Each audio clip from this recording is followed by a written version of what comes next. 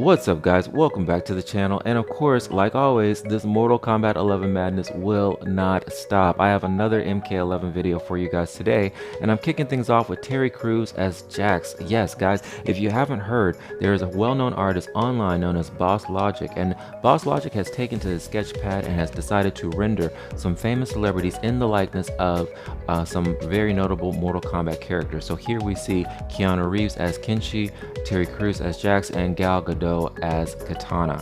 So these images have gone viral, and Ed Boon has taken to his Twitter and he's saying he loves what he sees. He's willing to possibly do a project based on this, and Terry Crews has jumped on it as well. He took to Twitter and says let's make it happen. He loves it. He wants to do something with himself as Jax.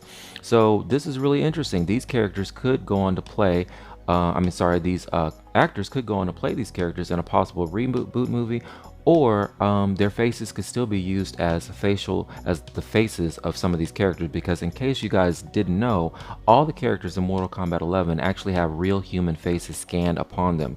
So every character that you're seeing, you're actually seeing the face of a real person, their face being scanned onto the character. So it's very possible that we could see these actors portray these characters in a movie, or we could still have see their faces used as the likeness for some future characters, because we still have yet to see the entire roster for Mortal Kombat 11, and we might still see Kenshi, we might still see Jax, and of course we'll probably see Katana for sure.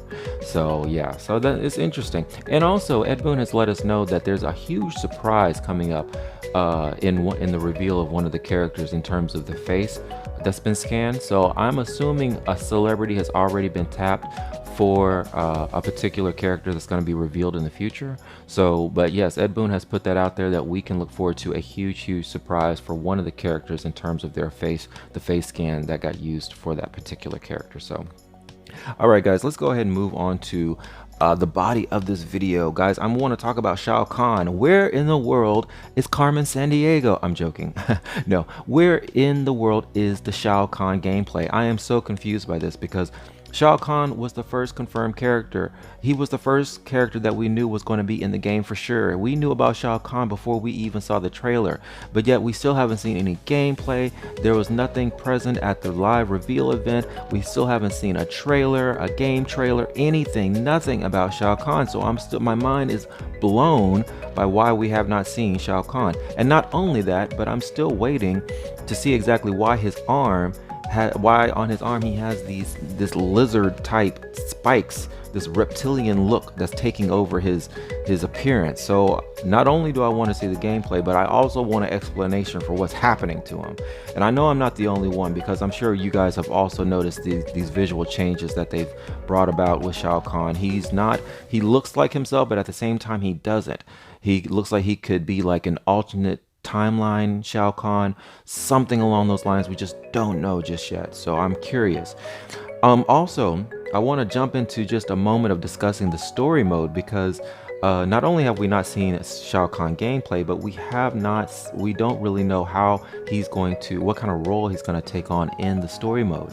Now guys, if you've been following my past videos, you will know that I've been talking about Kronika a lot, and it has been revealed that she's rewinding time all the way back to the beginning of Mortal Kombat 9. So that being the case, we know that Shao Kahn is going to be in the story mode somewhere, because he was the main villain for Mortal Kombat 9. And from what I gather from what Kronika is trying to do, it seems like Kronika wants Shinnok to win. Her version of time has Shinnok defeating Raiden. That's my understanding. So, and we know that Shao Kahn's defeat was critical to Shinnok coming to power anyway. So I believe Kronika is going to rewind time, which will allow us to see, of course, Shao Kahn again. And I still believe that he's going to be defeated, but I think he's going to be defeated in a different way. This kind of ties into Jade's ending a little bit, because in Jade's ending for Mortal Kombat 9, the Dream Goddess said that Shao Kahn's defeat had to be reimagined.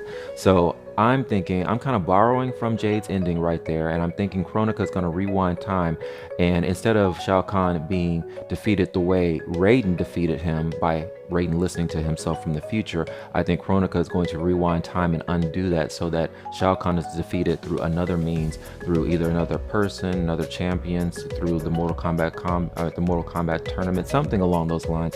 But I do believe that Shao Kahn is going to be defeated again so that Shinnok will come to power, and Kronika will play out her version of Destiny with Shinnok defeating Raiden, I believe.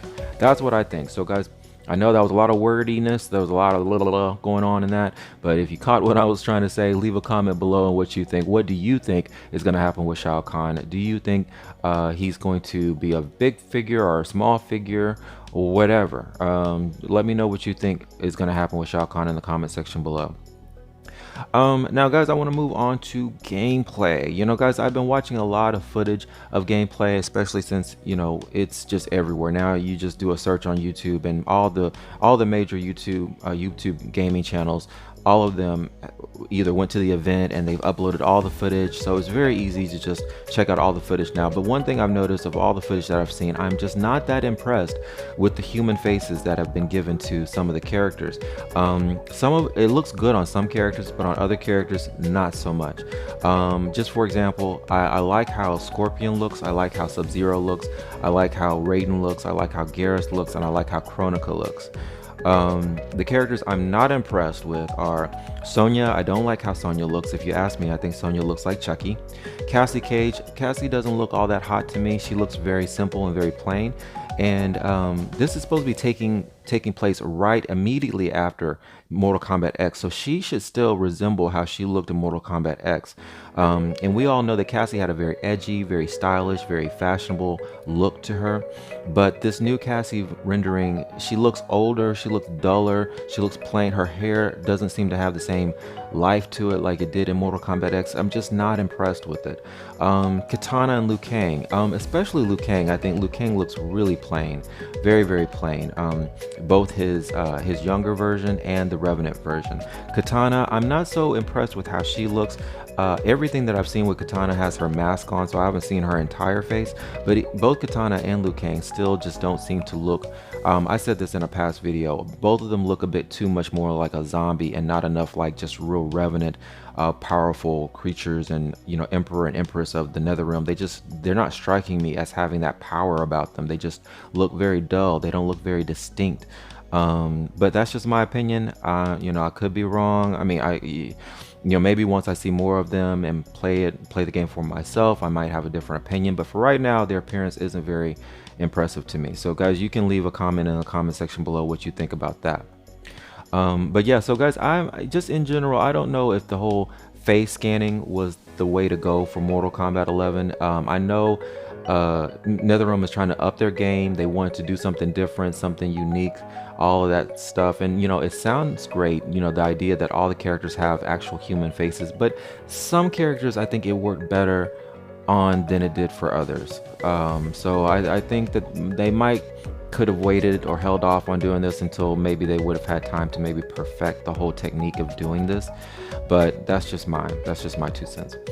Anyway, so guys, I just kind of want to end on discussing MKX and Mortal Kombat 11, and Mortal Kombat 11 being like a sequel to MKX, because there's a lot that suggests that, you know, I see some elements from Mortal Kombat X and Mortal Kombat 11 that tie in the two, but there's a lot that is going in a direction of almost making it seem like Mortal Kombat 11 isn't really all that much of a sequel to Mortal Kombat X as we thought it would be. And I think that has a lot to do with the fact that time is going backwards. So since time is going backwards to Mortal Kombat 9 in the story mode, then, you know, we're really not getting the opportunity of seeing a direct sequel to the events of Mortal Kombat 10. Well, in a way we are, because of course Raiden is still going to war with Kitana and Liu Kang in the Netherrealm, and then Shinnok has been defeated and things like that. We have those elements that are at work in the story mode, but ultimately, you know, not just dealing with the story mode, but just the game mechanics. You know, the run button has been taken out of the gameplay. You know, time is going back, so instead of us seeing a future instead it's like seeing a future with a continuation of some of the themes that we saw, like with Kotal Kahn reigning in Outworld and the next gen younger characters. I think we're not going to see a lot of those younger characters, and I think we're not going to see Kotal Kahn as we might would have assumed we would.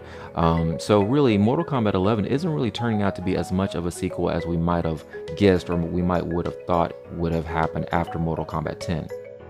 Now, this could be a good thing or this could be a bad thing. It all depends on exactly what you as a gamer was expecting out of Mortal Kombat 11. But I'm going to talk about this more in another video because I think it's worth doing a comparison between Mortal Kombat X and 11. Alright guys, okay, I hope you enjoyed this video. Stay tuned for more content coming up, and Astronaut out.